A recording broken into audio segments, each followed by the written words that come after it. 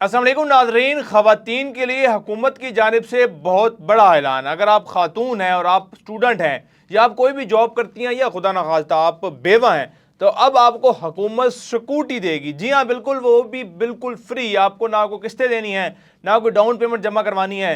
बस आपने क्या करना है, आपने गवर्नमेंट के पोर्टल पे जाना है, उनकी वेबसाइट पे जाना है। वहाँ वेबसाइट पर जाकर जो है आपके जो शराइत है उनकी वो शराइत पूरी करनी है। वो क्या है? सबसे पहले शराइत ये है कि आपको सिंध का शहरी होना चाहिए, इसके साथ साथ आपको खातून होना चाहिए, इसके साथ साथ आपके पास ड्राइविंग लाइसेंस पहले से बना हुआ होना चाहिए, और इसके साथ साथ ज़ाहिर है आप स्टूडेंट हो या आप कोई ना कोई जॉब कर रहे हैं, उसके साथ साथ आपको एक हलफ पे साइन करना पड़ेगा। वो हलफ क्या है? जिसके ऊपर ये लिखा होगा कि आप ये स्कूटी 7 साल तक ना बेचेंगी, ना ही इसको किसी को रेंट पर देंगी, बल्कि ये स्कूटी आप अपनी इस्तेमाल के लिए, पर्सनल यूज़ के लिए, अपने रोज़मर्रा कामों के लिए इस्तेमाल करेंगी।